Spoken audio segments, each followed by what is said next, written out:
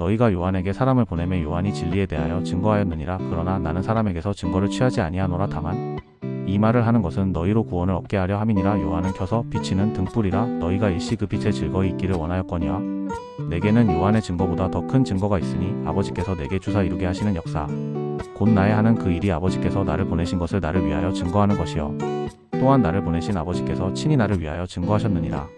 너희는 아무 때에도 그 음성을 듣지 못하였고 그 형용을 보지 못하였으며 그 말씀이 너희 속에 거하지 아니하니 이는 그의 보내신 자를 믿지 아니함이니라. 갈릴리로 가는 제자들에게 미리 너희는 성령을 받기까지 예루살렘을 떠나지 말라. 성령을 받고 또 성령의 권능을 받은 다음에 내 증인이 되라 하고 당부하신 말씀은 예나 지금이나 또 주 예수께서 세상에 다시 강림하셔서 세상을 심판하시기까지 계속 유효하다.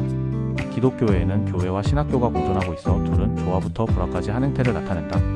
신학은 어디까지나 합리적이고 이성적이어서 비영적인 지식의 장이고 교회는 그와 반대로 하나님께 기도하고 하나님의 말씀을 받고 성령의 인도하심을 받으며 성령이 일하시는 능력과 은사를 모두 용납하는 신령한 장이다. 이와 같이 이성과 신령의 갈등이 존재함으로써 어느 이가 먼저냐에 따라 그 결과는 심각한 수준에 이를 수 있다. 성경적으로나 역사적으로 교회가 우선이요 신학교는 그를 따른다. 그러나 세상식으로 신학교를 졸업해야 교회를 이끄는 목회자가 될 수 있다는 일반적 수준에 머물러서 사실상 교회의 영적인 힘은 사라져가고 있다. 이성으로서 예수께서 하나님의 아들이심을 증언하는 것은 절대적으로 한계가 있다. 신학교가 마가의 다락방이라면 몰라도 신학교의 중심은 도서관이다. 그러나 신학교회의 출발은 마가의 다락방이다. 다락방에서 일어난 일을 온 지구상에 큰 소식으로 전할 뿐 아니라 큰 증거도 있다. 앞으로 신학교에는 마가 다락방의 재현이 있어야 한다. 신약교회의 첫 신학교는 마가의 다락방이었다. 거기서 주의 말씀을 상기했고 또 많은 회개와 눈물이 있었다. 그리고 주님의 말씀을 믿고 따랐기에 거기서부터 성령의 역사가 시작되었다. 그리하여 예루살렘에서부터 시작한 복음 전도가 온 천하에 퍼져나갔으니 이는 성령이 함께하심이었고 성령의 역사로 많은 증거들이 있었기 때문이다.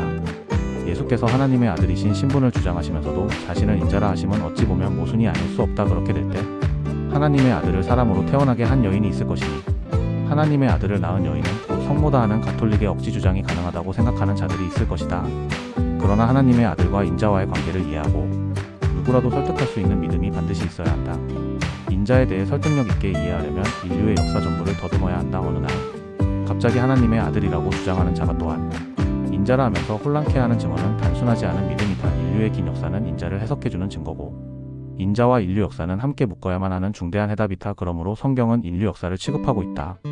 사람의 피가 12만 킬로미터의 혈관을 통과해서 심장으로 흐르듯 인류 역사는 기납법적인 인자 해석의 열쇠가 된다. 어떤 이는 인자를 단지 유대인으로만 보지만 그것은 인류 역사라 할 수 없다. 유대인도 인류 역사의 한 장을 이루는 역사다. 그러나 그보다 먼저 출발한 이가 있으니 그곳에서부터 모든 역을 통과해서 종착역인 유대인 역에 하차한 것이다. 인류 역사가 거기까지 오는 동안 큰일들이 많이 있었다. 이러한 계획이 전적으로 하나님의 아들로 말미암은 것임을 믿는 것은 성경 이해의 덕이요 복이라 할 것이다. 말하자면 설계하신 이는 하나님과 그의 아들이시요 인류 역사는 하나님의 설계대로 깔아놓은 레일이요 그 레일에 붙어있는 역마다 하나님의 아들이 통과하거나 내리거나 갈아타는 일을 하셨던 중대한 증거를 남기셨다. 이 같은 인류 역사와 무관한 자는 하나님의 아들이 아니요 인류 역사와 절대적인 관계를 가지신 이가 곧 하나님의 아들이며 그가 인류 역사와 함께 오셔서 나타내셨기에 자신을 인자라 하신 것이다. 말하자면 인류의 역사는 레일이요 그 레일을 타고 오셔서 마침내 유대인 역에 하차하신 이가 곧 인자이시다.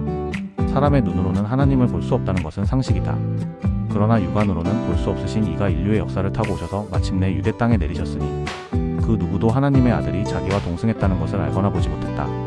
그러나 이제 사람의 눈앞에 서신 이가 하나님의 아들이라 함으로 어리둥절할 수밖에 없고 과연 그가 하나님의 아들이신가를 확인할 필요가 있다.